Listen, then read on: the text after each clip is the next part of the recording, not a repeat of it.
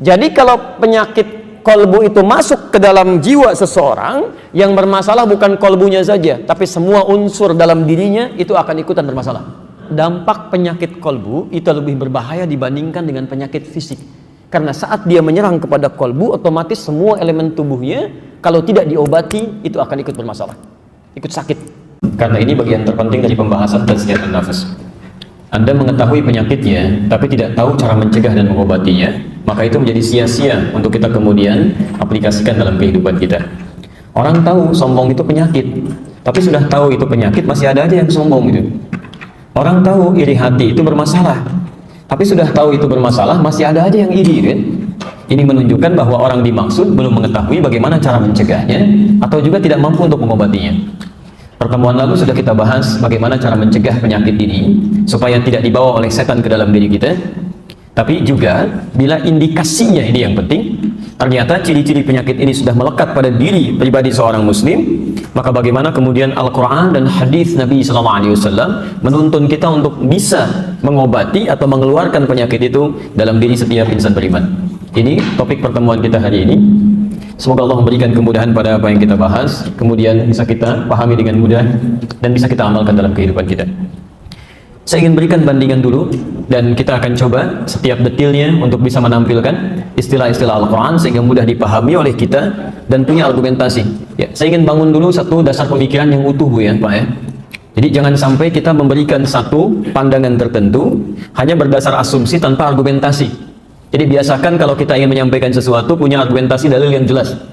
Termasuk, mohon maaf ya, dalam hal-hal yang sifatnya pun sepele, hanya sekedar menerima informasi itu. Aturan Quran itu beda. Ya, informasi dunia saja kata Quran, kalau belum jelas akurat informasinya, jangan kita telan bulat-bulat, apalagi kita sampaikan lagi pada orang lain. Itu keliru. Ya. Quran surah 49 ayat yang ke-6. Ya, Allah menyampaikan, ya ayyuhalladzina amanu, hei orang-orang yang masih merasa punya iman. Ibu tolong garis bawahi kalimat ini ya. Ada rumus di Quran. Kalau ada ayat dibuka dengan kalimat iman, itu artinya informasi yang disampaikan, Pak, itu menjadi indikator keimanan kita. Jadi semakin Anda merespon ayatnya dengan baik, itu menunjukkan iman kita cukup baik di situ. Tapi kalau Anda abai dengan isi ayatnya, ini menunjukkan iman dimaksud sedang bermasalah. Saya beri contoh, misal kalimat iman pertama di Quran, di surah kedua Al-Baqarah ayat yang ketiga, posisi paling kiri di pertengahan, kan? Agak ke atas sedikit. Alladzina yu'minuna bil ghaib wa yuqimunas shalah. Yaitu orang-orang yang telah menyatakan dirinya beriman pada yang gaib, pada Allah yang tidak nampak, lalu dia buktikan imannya dengan cara menunaikan sholat. Kalimat sholat itu diawali dengan kata iman. Ini menunjukkan bahwa sholat yang dimaksudkan menjadi indikator pemilik imannya. Jadi kalau ada orang semangat menunaikan sholat, ya misal subuh sekarang, itu di Bekasi jam 4 lewat 10 misalkan, tiba-tiba ada orang jam 3 sudah bangun. Dia sudah tunaikan sholat, sudah zikir, tahajudnya dia tunaikan, padahal sholat subuh belum dipanggil. Itu menandakan imannya sedang kuat. Tapi kalau misalnya dipanggil jam 4 lewat 10, Anda datang jam 4 lewat 10, itu iman standar namanya. Awas ya, standar, jadi nggak kuat, nggak lemah. Ya, Bapak punya jam kerja jam 8, Anda datang jam 8, kan standar kan? Kalau Anda datang jam 7, itu hebat namanya. Ya. Tapi persoalannya kalau ada orang abai misal dipanggil jam 4 lewat 10, dia baru datang jam 10 lewat 4 misalnya. Itu pun belum ingat sholat. Ini menunjukkan imannya ada persoalan. Ya. Sama dengan Anda sekarang kan? Ya, suasana tadi hujan kan? Dan tidak biasa. Ada orang banyak beraktivitas, ada yang tidur siang. Anda mau belajar, ini menunjukkan ada kekuatan iman di sini dan jangan diturunkan. Nah, sekarang perhatikan pernyataan Quran di surah ke-49 ayat yang ke-6. Ya ayyuhalladzina amanu, hei orang-orang yang merasa punya iman. Awas, hati-hati ya. Apa ukurannya? In ja'akum fasiqun binaba'in fatabayyanu. Kalau ada seorang datang membawa berita tidak meyakinkan, fasik itu keluar dari ketentuan yang wajar. Bisa masalah agama, bisa masalah dunia. Umumnya masalah agama. Ya. Misal, maaf diminta untuk sholat, dia abai. Itu fasik keluar. Ya, keluar aturan Allah. Ini Allah memberi aturan setiap berita mesti jujur. Dia datang dengan berita yang tidak jujur misal, atau meragukan bagi Anda. Itu kata Quran nggak boleh diambil. Jadi orang-orang yang mudah menerima informasi dan tidak ingin menyaring pada apa yang meragukan, itu menunjukkan imannya bermasalah di situ. Lemah iman dia. Ya. Sekarang cek tuh berita di media itu kan banyak sekali tuh. Ya, ambil sini, kopi sini, paste, sebarkan lagi, sampaikan lagi. Bahkan kata Nabi, cukup dikatakan seorang itu pendusta. Awas, hati-hati ya. Cukup dikatakan seorang pendusta jika dia menerima berita tanpa menyaring kemudian menyebarkannya lagi. Awas hati-hati, kafa bil mar'i kadziban. Cukuplah seorang dikatakan pendusta hanya sekedar menerima berita tanpa menyaring disebarkan lagi dan terbukti itu salah itu. Ya. Awas, penyebar berita hoax itu sama dengan pembuatnya. Penyebar berita palsu itu sama dengan pembuatnya. Hati-hati ya. Ya. Jadi ini hal-hal yang kadang-kadang jadi ukuran dalam kehidupan kita. Semakin kita bisa menerapkan aturan dengan baik, itu pertanda keimanan sedang baik. Nah, kaitan dengan persoalan kita saat ini, ada persoalan-persoalan yang dalam pembahasan Al-Quran dan hadis Nabi SAW mendapatkan perhatian yang begitu tinggi.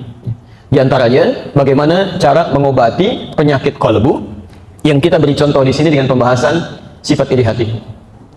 Seperti dokter yang menyampaikan aspek pencegahan sebelum penyakit datang, kita pun telah bahas bagaimana mencegah penyakit iri hati di pertemuan yang lalu. Hari ini kita akan coba bahas, jika penyakit itu terlanjur tembus pada pertahanan kita, kemudian nampak cirinya dalam kehidupan kita, bagaimana kemudian Al-Quran dan hadis-hadis Nabi memberi petunjuk untuk menyembuhkannya. Sekarang saya berikan teori dasar sebenarnya sebagai pemahaman kita, dan biasakan untuk memahami segala sesuatu dengan baik. Ya. Satu, penyakit dalam istilah fikih itu dibagi dua bagian. Hati-hati, di dalam istilah fikih, khususnya kajian tazkiyatun nafas, dibagi pada dua bagian. Satu, ada yang disebut dengan penyakit fisik, sakit kepala, sakit kaki, sakit perut, itu fisik. Penyakitnya disebut dengan daun, obatnya disebut dengan dawa, namanya dawaun. Kalau Anda umrah ya, atau haji menemukan tulisan dawa, itu artinya obat.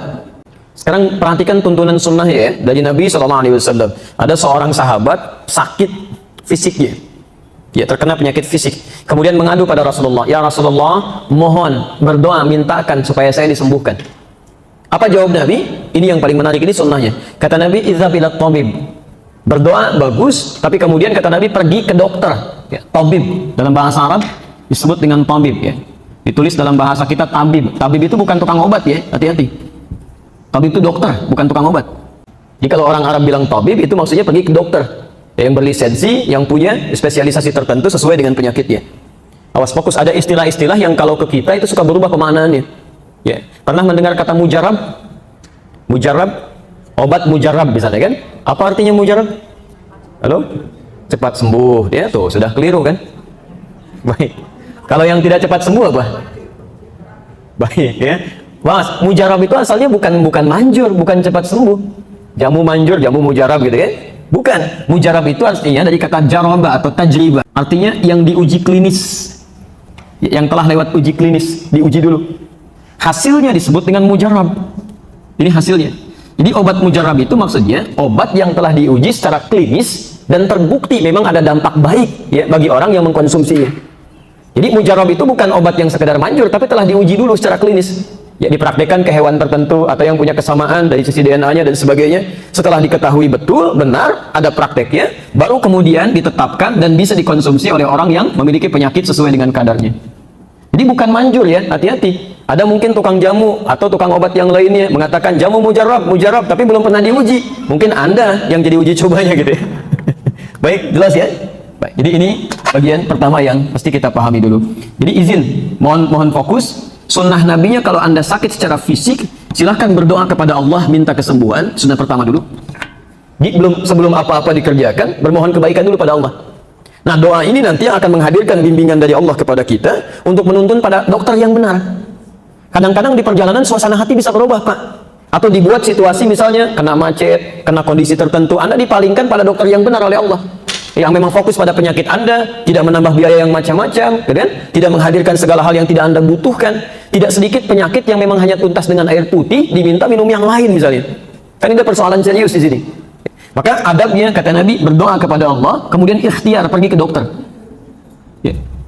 Jadi salah kalau orang misalnya diberikan penyakit fisik, ya datangnya misalnya, maaf ya, ke tempat-tempat yang tidak diperkenankan, tidak sesuai dengan pandangan Nabi ini. Yang kedua, ada penyakit kolbu. Sering disebut istilah kita dengan penyakit hati. Penyakit kolbu, jamaknya disebut dengan qulub. Bila yang dimaksudkan penyakit kolbu, maka istilahnya oleh Al-Quran, dan ini yang mendapat perhatian dari Al-Quran. Hati-hati ya. Baik. Istilahnya tidak disebutkan dengan daun, tapi diistilahkan dengan maradun. Marad. Berbeda istilahnya. Saya ulang. Yang kedua penyakit kolbu, sering disebut dengan penyakit hati, ya. Iri hati, sombong, ria, kan? Merasa paling hebat dalam kehidupan itu penyakit hati itu. Ya. Ini diistilahkan oleh Quran dengan kata marad. Menyerangnya bukan kepada fisik, tapi pada sumber roh kita, sumber jiwa, ke nafas nyerangnya. Masuknya ke sini ke kolbu. Jamaknya qulub. Tidak sedikit manusia yang sehat fisiknya, tapi memiliki penyakit yang kedua ini. Ini yang paling berbahaya. Maka disebutkan dalam Quran, misalnya surah kedua Al-Baqarah ayat 10, posisi paling kanan di pertengahan sedikit agak ke bawah. Fi qulubihim qulub maradun. Jelas ya? Fazadahumullahu marada. Ada orang-orang yang memang di hatinya punya penyakit, bahkan nanti punya nama sendiri ini. Orang kena penyakit fisik itu nggak punya nama khusus di Quran. Tapi orang yang kena penyakit hati namanya spesifik. Ada nama khusus, munafik gitu kan? Baik. Pelan-pelan ya. Ini obatnya disebut dengan syifa. Quran surah ke-17 ayat 82. Posisi paling kiri di pertengahan agak sedikit ke bawah. Wa nunazzilu minal Qur'ani ma huwa syifaa'un wa rahmatun lil mu'minin. Wa nunazzilu minal Qur'an, dan kami turunkan ayat-ayat dalam Al-Qur'an. Saya ulang, kami turunkan ayat-ayat dalam Al-Qur'an ma huwa syifaa'un, yang isinya bisa jadi obat. Awas, hati-hati ya. Bisa jadi obat, petunjuk untuk mengobati penyakit hati, penyakit kalbu. Jadi kalau ada di antara kita misal, atau kerabat kita, tetangga ya, misal yang teridentifikasi terkena penyakit kalbu, iri hati, sombong, itu nggak usah pergi ke dokter, nggak akan ketemu obatnya Pak. Nggak percaya silahkan cek. Dok, ini tensi saya tinggi nih. Kenapa? Nggak tahu, tiba-tiba saya marah sama orang itu. Memang kenapa perasaan Bapak? Saya iri lihat keadaan dia. Nggak ada obatnya, silahkan cek aja, nggak akan ketemu tuh. Ya. Nggak ada, kata Quran cuma satu. Allah hanya firmankan, wa nunazzilu minal Qur'an. Kami turunkan ayat-ayat Quran, ma huwa syifaa'un, yang isinya itu bisa menjadi obat dari penyakit yang mungkin diderita. Penyakit kalbu maksudnya. Jelas di sini? Nah, alasan dari sinilah kemudian kita coba akan tuangkan ayat-ayat Quran yang terkait dengan obat penyakit-penyakit kalbu ini, lebih spesifik terkait pembahasan sifat iri hati. Jadi kalau kira-kira ditemukan gejala-gejala seperti ini, nampak dalam kehidupan kita, apa obatnya kata Quran? Mungkin kita tidak, tapi dalam keluarga mungkin bisa terasa seperti itu. Ya, nanti kita lihat gejala-gejalanya ya, dan bagaimana kemudian obatnya diturunkan. Sekarang kita ambil dulu bahasan bagian pertama. Ya. Biasanya kalau dokter fisik ingin menjelaskan tentang obat, itu diawali dengan bahaya penyakitnya.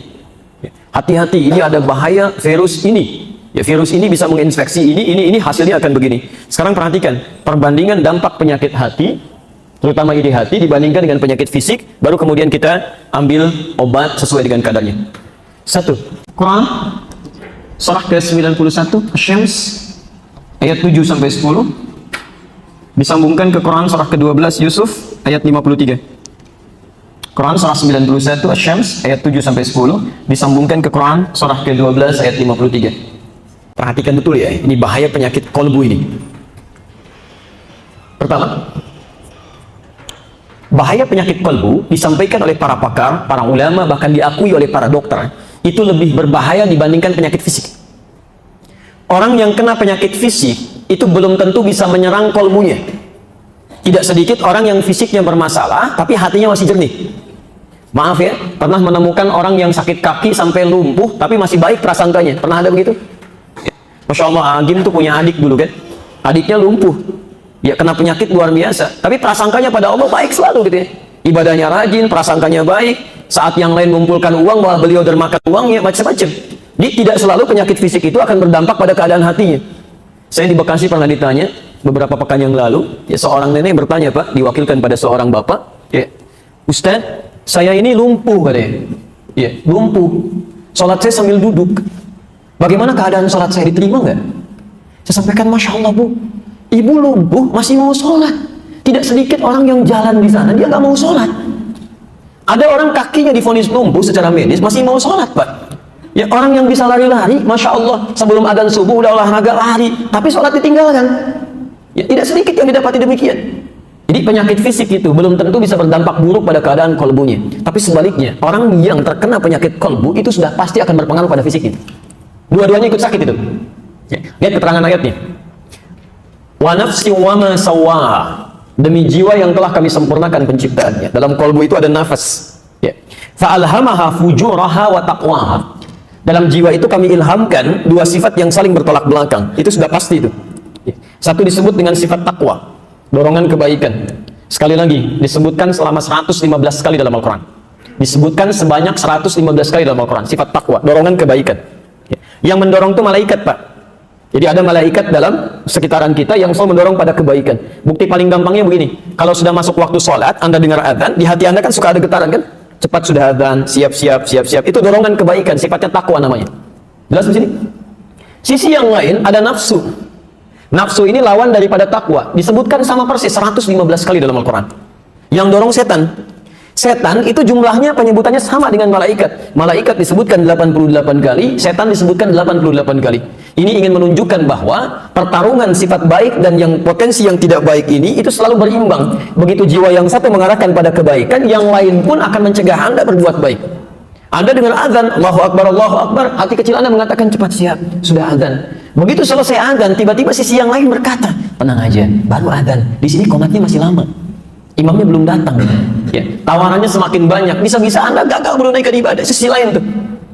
Nah, nafsu ini potensi yang kurang baik tadi. Bila sudah menjalar, awas jadi penyakit, muncul penyakit-penyakit kurang baik. Misal, maaf ya, iri hati misalnya. Sumbernya di nafsu tadi, nafsu. Kalau dia sudah menjalar, masuk dalam jiwa seseorang, terpengaruh di bawah setan misalnya, masuk ke darahnya, mengalir ke tangannya misalnya, mengalir ke matanya, itu alirannya disebut dengan fujur. Fujur. Makanya di sini takwa dipasangkan langsung dengan fujur, ingin menandakan bahwa kalau penyakit kolbu sudah masuk ke dalam nafasnya, itu cepat menjalarnya. Hati-hati, di dosis ringan aja Pak, itu dampaknya berat sekali penyakit kolbu itu. Beda kalau Anda gejala pilek baru cuma bersin sekali dua kali, itu sudah bisa ambil Anda air, ya, Anda istinsyak sedikit, hirup keluarkan, mungkin bisa sembuh. Penyakit kolbu tidak. Anda main-main, ambil sedikit saja, dimasukkan dalam kolbu, terbawa darah, itu rembetannya cepat sekali. Yang paling berbahaya, awas, jika aliran itu tidak dihentikan, maka dampaknya kepada fisik akan ikut-ikutan berbuat buruk. Tadinya cuma pikirannya. Iri itu kan asalnya, maaf, perasaan tidak senang dengan nikmat yang melekat pada orang lain. Ketika perasaan itu tidak dihilangkan, terus didiamkan di dalam diri, itu akan merambat kemana-mana. Ya, lihat irinya pada mobil orang. Yang paling aneh begitu lihat orangnya, jadi dipalingkan, gak mau nyapa, gitu. Ya, tiba-tiba nggak mau salaman, tiba-tiba nggak mau ketemuan, padahal tetangga sampingan. Begitu dia mau ke masjid, Anda keluar, jadi balik lagi ke rumah, Pak. Tungguin sampai dia jalan, baru saya keluar. Kan jadi aneh tuh. Ngerambat ke kaki, kaki nggak mau ngelangkah. Bahkan nggak ketemu dia pun bisa nulis sesuatu yang salah tuh. Di FB-nya tiba-tiba muncul, nggak nyangka dia bisa begitu. Nyangka tuh. Begitu Anda mengatakan tidak nyangka, itu sedang nyangka. Ya, ini tulisan sudah salah. Pikiran sudah keliru. Jadi penyakit dalam kolbu itu kalau tidak segera diatasi, dampaknya ke sekujur tubuh itu pasti fatal. Ini yang dimaksudkan di Quran surah ke-12 ayat 53. Posisi paling kiri sebelah atas di mushaf. Ya. Wa ma ubarri'u nafsi. Kita memang tidak bisa menyucikan jiwa kita. Nggak ada orang suci. Manusia itu pasti punya potensi salah. Ada potensinya. Ya. Tapi ingat, kesalahan itu diciptakan oleh Allah, bukan ingin menjadikan kita orang salah. Tapi supaya kebaikan-kebaikan kita itu muncul. Sebab kalau yang salah tidak diciptakan, tidak ada ukuran bagi yang baik. Halo? Ibu tahu jujur? Baik, lawannya apa Pak? Bohong. Bohong itu diciptakan bukan ingin menjadikan orang pembohong, bukan. Tapi supaya jujur itu nampak. Sebab kalau tidak ada bohong, bagaimana diketahui jujur? Kalau tidak diciptakan sombong, bagaimana dikenali tawadhu? Nggak ada. Tapi yang jadi persoalan, ketika sifat buruk yang tadi dianggap buruk itu tidak dijadikan sebagai ujian untuk melatih yang baiknya, malah diambil, diedarkan dalam dirinya, itu yang fatal. Karena itulah kemudian, teruskan ayatnya, innan nafsa la'ammaratun bis-su. Sungguh nafsu itu, itu seringkali mengedarkan keburukan, ya, fujur. Kalau sudah jadi perilaku, ya izin pelan-pelan. Misal, ada lambatan keburukan, ya. Ya. Hati-hati kalau sudah nggak nyampe, bisa fatal ya. Seperti baterai nggak nyampe ke atas, suaranya nggak keluar tuh. Baik, teruskan sebentar. Misal, ini ada, saya turunkan nafas. Terdengar suara saya insya Allah? Baik, tempatnya di kalbu, ini tempatnya. Saya dulu pernah jelaskan ya, jadi supaya tidak terlalu meluas saya nggak ulang. Kalau merambatkan yang buruk disebut dengan fujur. Fokus. Tadinya Quran surah 91 di ayat ke-7-8 dia. Baik. Wa nafsi wa ma sawwaha fa alhamaha fujur. Ya. Kenapa fujur didahulukan dibandingkan dengan takwa? Karena kecenderungan untuk mengerjakan yang jelek itu bagi sementara orang lebih mudah cepat dilakukan dibandingkan yang baik-baik. Yang baik itu butuh motivasi, Pak. Butuh motivasi kuat, tapi yang jelek itu seketika bisa masuk tuh. Ya. Fokus. Misal, sifat iri. masuk ke sini, dirambatkan. Ya. Fujur, saat dirambatkan, ya kalau terpancar kebaikan disebut dengan fajar atau infajar. Itu rambatan kebaikan. Quran surah ke-2 Al-Baqarah ayat ke-60, posisi paling kanan. Ya, di pertengahan, sedikit ke bawah. Wa idhistasqa Musa liqaumihi faqulna drib bi'asakal hajar fanfajar, fajar. Ya. Ketika kami perintahkan pada Musa untuk memukulkan tongkatnya ke batu. Ya, kaumnya meminta Musa, tolong mintakan pada Tuhanmu, kami butuh mata air. 12 Pak, 12 golongan. Dimintakan oleh Musa kepada Allah. Kata Allah difirmankan, pukul batu itu terpancar 12 mata air. Fanfajarat min husnata asyrata aina. Pancaran kebaikan yang menghadirkan kebaikan-kebaikan itu disebut dengan fajar atau infajar. Ya. Salat pertama yang kita kerjakan salat apa? Fajar. Kenapa disebut dengan fajar? Karena ketika azan dikumandangkan, kita respon dengan keimanan kita. Pancaran iman yang merespon azan itu disebut dengan fajar. Jelas ya? Yang kalau dalam nuansa alamnya, ya munculnya cahaya putih yang mengakhiri kegelapan. Di malam sudah sirna, dengan tandanya cahaya putih masuk. Kalau itu dalam dunia astronomi. Tapi dalam dunia tazkiyatun nafas, kenapa disebut dengan fajar salah satunya? Ketika iman kita bisa menangkap tuh, ya panggilan dari azan tadi keluar terpancar dari sumbernya yang dalam. Pancaran kebaikan itu yang disebut dengan fajar. Tapi kalau yang memancar yang buruk, yang merambat yang jelek, berubah kalimatnya dari fajar jadi fujur. Nih. Makanya ketika sifat iri hati masuk ke dalam kolbu, merambat sampai ke tangan, ya, menulis hal-hal yang buruk, merambat ke lisan, bergibah pada saudaranya, maka pancarannya disebut dengan fujur, perbuatannya disebut dengan su'un. Tolong pahami dulu istilah ini ya, nanti karena terkait dengan obat nanti. Ya, tolong pahami istilah-istilah di Quran, karena nanti ada rumusan-rumusan yang sistematikanya ini mengarah kepada obatnya, solusinya. Saya cek dulu, rambatannya disebut apa? Halo? Fujur, baik. Kalau sudah jadi perilaku, apa namanya? Su'in, baik. Ada rasa iri. Tiba-tiba begitu melihat acuh begini. Nah, acuhnya disebut apa? Nulis yang tidak baik. Tulisannya disebut apa? Perhatikan, Quran surah ke-12 ayat 53. Wa ma ubarri'u nafsi innan nafsa la'ammaratun bis-su. Ketemu di situ. Ya. Awas, kita tidak bisa menyucikan jiwa kita karena dalamnya ada nafsu. Kecenderungan nafsu itu akan memancarkan sifat buruk, fujur, yang menghadirkan perbuatan buruk disebut dengan su. Jadi kalau penyakit kolbu itu masuk ke dalam jiwa seseorang, yang bermasalah bukan kolbunya saja, tapi semua unsur dalam dirinya itu akan ikutan bermasalah. Jelas di sini? Dari sini kita tarik kesimpulan, pertama, dampak penyakit kolbu itu lebih berbahaya dibandingkan dengan penyakit fisik. Karena saat dia menyerang kepada kolbu, otomatis semua elemen tubuhnya, kalau tidak diobati, itu akan ikut bermasalah. Ikut sakit. Satu. Dua, penyakit fisik itu tidak selalu berkorelasi dengan dosa. Saya ulang, penyakit fisik itu tidak selalu berkorelasi dengan dosa. Tidak semua orang yang terkena penyakit fisik bisa berdosa. Maaf, apakah kepeleset kaki itu dosa? Iya. Oh, kalau kepeleset kakinya dosa, ya kasihan banget yang banyak kepeleset. Hujan, depan licin kepeleset, dosa ya. Kasihan banget itu ya. Kena kulit pisang, dosa. Enggak. Jadi tidak semua orang yang kena penyakit di fisiknya itu bisa menghadirkan dosa. Terus saya mau tanya, kepeleset lisan dosa enggak? Dosa. Dan tidak sedikit orang-orang yang mempelesetkan lisan. Jadi dia bermasalah dalam hidupnya. Kalau sudah kena lisannya, itu fisiknya juga jadi kena tuh.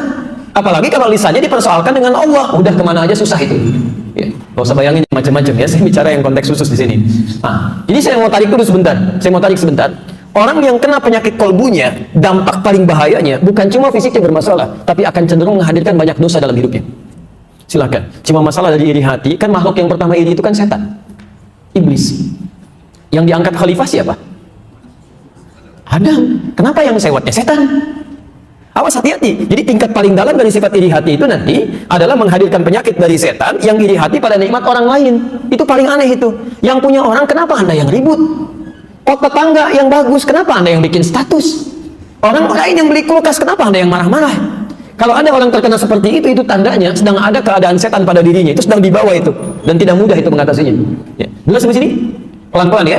Nah, apa yang terjadi pada iblis menjadi setan yang kemudian muncul sifat iri hatinya?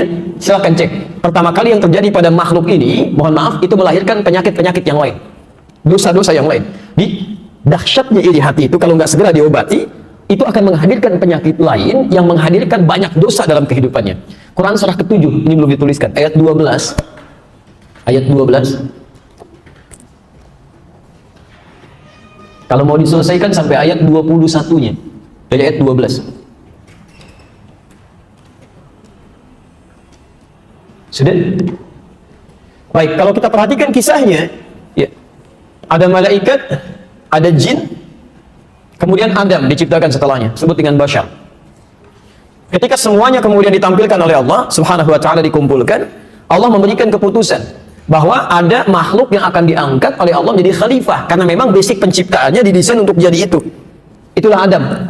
Ketika diciptakan oleh Allah, memang tujuan penciptanya untuk jadi khalifah. Ya, Quran surah kedua ayat ke-30.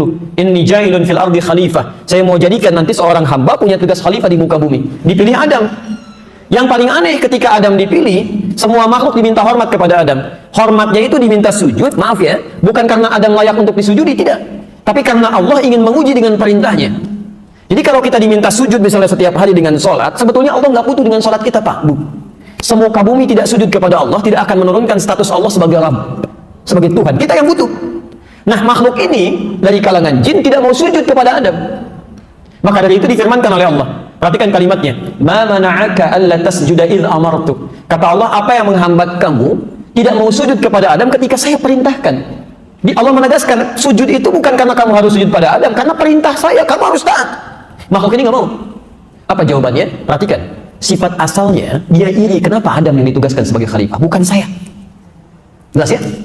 Tapi yang paling menarik, ketika sifat iri itu tidak diselesaikan pada saat itu, seketika, dengan berprasangka baik kepada Allah, maka yang terjadi, perhatikan, ana khairun minhu, saya lebih hebat dibanding dia. Khalaqtani min narin wa khalaqtahu min tin. Saya diciptakan dari api, dia dari tanah. Tidak level. Yang lebih hebat harus sujud kepada yang lebih rendah. Perhatikan, kalimat pertama, iri hati. Tidak diobati, muncul sombong. Muncul sombong. Saya kan kemarin sampaikan kan, di antara bentuk sifat iri hati itu salah satu caranya setan datang lewat sifat merasa kurang. Ya, Anda misalnya maaf, ya berkarir di satu perusahaan. Teman Anda yang junior tiba-tiba levelnya dinaikkan langsung ke level direktur. Setan datang gitu. Harusnya sih bukan dia. Saya duluan masuk, kenapa dia duluan? Ya, Masya Allah asalnya begitu. Tapi ketika nimbrung di sekitarnya, emang kenapa? Ilmunya aja paling segitu tuh, udah naik lagi. Ya, tanpa disadari itu merambat. Kalau nggak diobati dengan segera, itu tangan akan bermasalah, kaki akan bermasalah, mata akan bermasalah, lisan akan bermasalah. Jadi penyakit ini, mohon izin, iri hati ini saking bahayanya menjadi pangkal dari sumber penyakit-penyakit yang lain yang menghadirkan banyak dosa. Kalau Anda ingin tahu bagaimana cara mengambil, maaf ya, cara munculnya dosa ini dan mengambil kebaikan-kebaikan kita, maka kita lihat salah satunya, saya tandai dulu, di hadis riwayat Abu Daud nomor hadis 4257. Bisa diambil. Awas, hati-hati ya.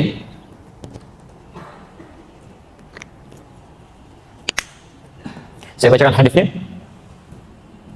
Iyyakum wal hasad. Kata Nabi, waspadalah dengan penyakit iri hati, dengki. Iyyakum wal hasad. Waspadalah dengan penyakit iri hati, dengki.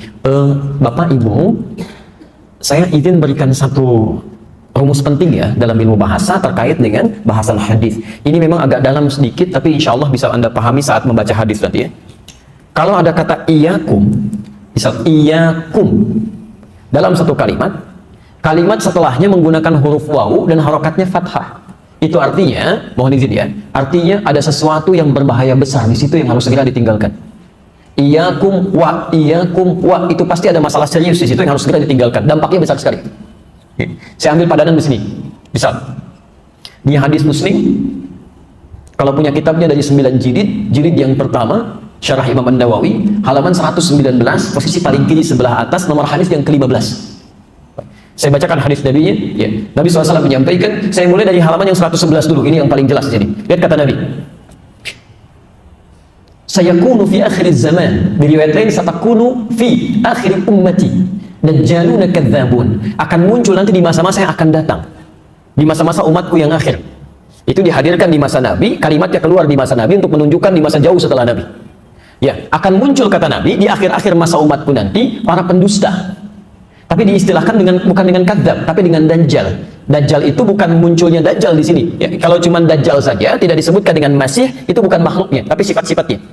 Di antara sifatnya itu maaf ya, itu pintar. Pintar. Dajjal itu kalau nggak pintar, bagaimana nipu banyak orang? Ya. Mohon maaf yang kemarin tuh yang ada padepokan yang macam-macam, handphone, uang itu, yang begitu aja masih banyak yang tertipu. Bagaimana dengan Dajjal yang muncul? Makanya itu hati-hati Pak, kalau nggak disiapkan bekal dari sekarang itu, pada yang kecil-kecil sudah lemah iman, bagaimana dengan yang dahsyat nanti itu? Nunjuk ke langit hujan tuh. Ya nunjuk ke tanaman mati itu. Itu bahaya dia. Ya, tapi ada sifat-sifat dari situ yang kemudian kata Nabi itu muncul menyerang orang-orang yang mengatakan dirinya muslim. Dajjaluna kadzabun, para pendusta, mereka orang pintar. Tapi bicaranya bukan dusta masalah dunia. Ya maaf, kalau pedagang, pebisnis, pengusaha yang dusta, itu kita temukan keseharian. Maaf, yang punya kedudukan dusta mudah didapati. Yang jadi masalah, ini dusta dalam masalah agama disampaikan oleh orang pintar. Kalau orang yang tidak punya gelar, orang-orang biasa itu bicara masalah agama, tidak paham, kita bisa tinggalkan. Tapi kalau yang profesor, yang doktor, yang macam-macam, kan, tiba-tiba bicara masalah agama, dan kata Nabi dusta isinya. Itu yang bahaya. Pernah dengar kalimat ini? Semua agama itu sama. Ya, cuman caranya beda-beda menuju pada Tuhan yang sama. Pernah dengar kalimat itu? Saya mau tanya, yang nyampaikan orang bodoh apa orang pintar? Silahkan cek gitu. Ya. Saya mau izin ya, sebodoh-bodohnya orang jahiliyah itu nggak pernah nyampaikan begitu. Sebodoh-bodohnya orang jahiliyah Pak. Dulu pernah ada di masa Nabi Shallallahu Alaihi Wasallam utusan datang kepada Nabi itu. Ya. Dan itu orang-orang, masya Allah, datangnya malam Bu kepada Nabi Shallallahu Alaihi Wasallam. Beberapa orang mengatakan, Muhammad, kita memang beda tuh, ngaku kita memang beda. Tapi jangan sampai perbedaan ini menjadikan kita berselisih dan berperang. Kita gantian aja lah. Ya, sekarang kami yang coba menyembah Tuhan kamu. Malam ini langsunglah seketika. Besok-besok kamu yang ikutan ke kita. Ya. Apa yang terjadi? Turun surah Al-Kafirun. Qul ya ayyuhal kafirun la a'budu ma ta'budun. Selesai. Muhammad katakan pada orang-orang yang tidak beriman itu. Ya, kafir itu orangnya. Yang tidak beriman itu mutlak orangnya. Ya, ini rumus ya. Kalau di Quran tidak disebutkan siapa orangnya, kapan kejadiannya, artinya peristiwa itu akan berulang di masa yang akan datang dengan tokoh dan nuansa yang berbeda. Di sampai hari ini pun akan ditemukan non-muslim, walaupun tidak menyakiti, tapi suka ngajak-ngajak. Ya, Idul Fitri ikut-ikutan pakai atribut kita. Begitu dekat-dekat hari rayanya, disuruh pakai atribut mereka, gitu kan? Ada yang begitu tuh. Ada Pak, Car Free Day, karena yang free, yang lainnya enggak. Biskuitnya datang, ininya datang, obatnya datang, gitu kan? Ngajak-ngajak, nyerang sih enggak. Cuman kata-katanya nyebelin gitu. Ya. Dari zaman Nabi sudah ada. Tolong sampaikan pada orang-orang seperti itu, kalimat Qur'annya, la a'budu, sampai kapanpun. Tapi jangan pakai bahasa Quran lah, nggak akan nyambung. Cukup sampaikan, maaf Pak, seperti Bapak ini dari dulu sudah ada 15 abad yang lalu. Bapak bukan cuma ketinggalan, bukan cuma kesiangan, kemalaman, kesorean, kepagian. Dulu sudah ada. Dan kalimat kami sangat indah. Silahkan Bapak masing-masing ibadah, kami masing-masing. Selesai.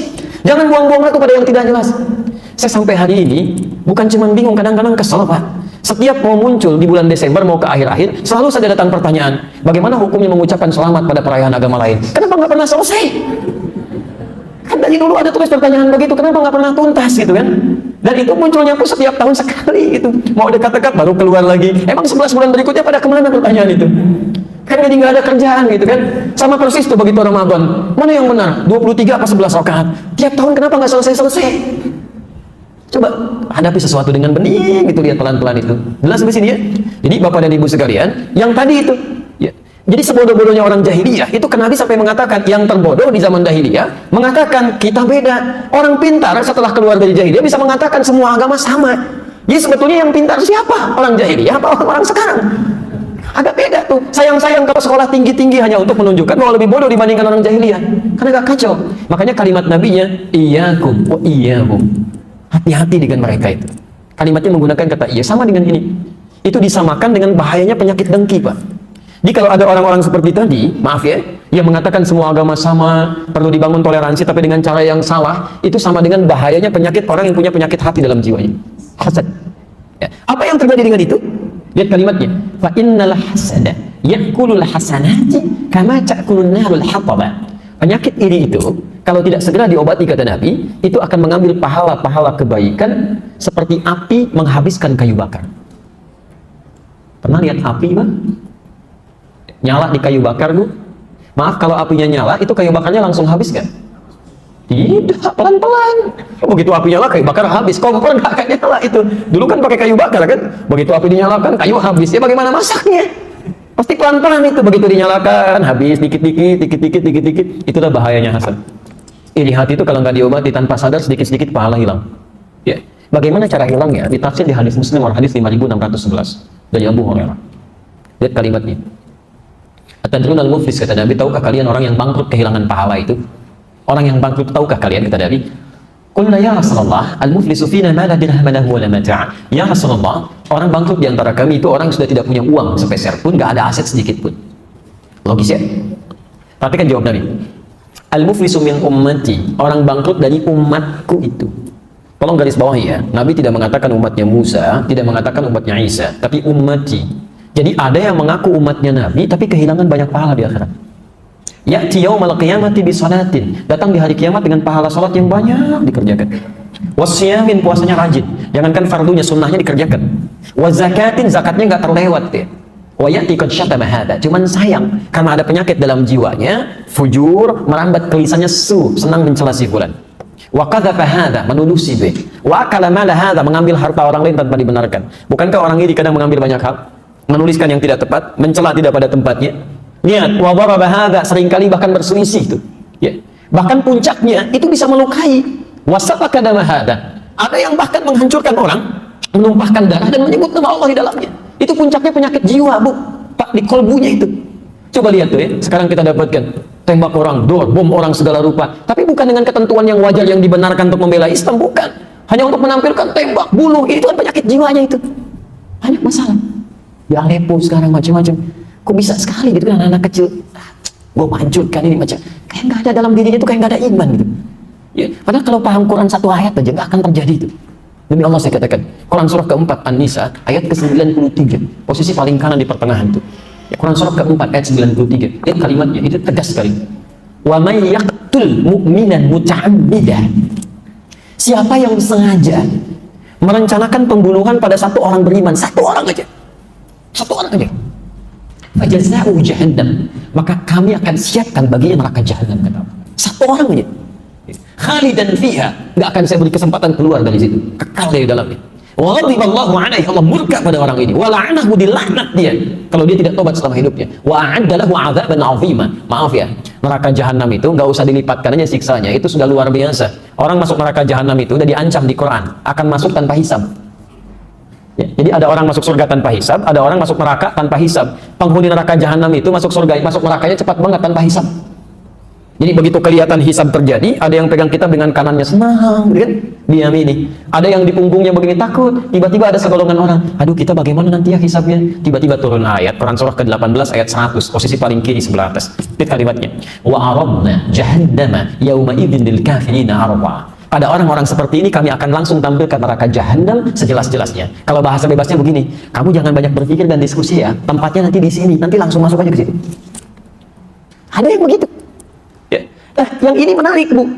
Yang ini di An-Nisa 93 tadi, wa'adda lahu 'adzaban 'azima, sudah masuk neraka jahanam, dilipat gandakan siksanya. Neraka jahanam itu siksanya belum masuk aja apinya udah kerasa. Quran surah ke-40 dari ayat 45 sampai 47 itu. Di 46-nya Allahu Akbar, an-naru yu'raduna 'alaiha. Api itu selalu ditampakkan, belum masuk tuh, apalagi sudah masuk. Itu dilipat gandakan. Jadi kalau orang paham ayat ini, cukup satu ayat ini untuk bisa mencegah pembunuhan terjadi. Pasti orang kalau benar-benar beriman tuh nggak akan berlaku begitu. Mustahil. Di kita juga pada aneh-aneh aja kalau saya lihat berita ada bom panci ya. Ngapain bikin panci buat masak dipakai bikin bom ya? Kalau memang benar terjadi gitu ya, Masya Allah, dan itu hebat sekali. Amerika punya bom gitu kan, beratnya 7,1 ya, radiusnya 150 meter.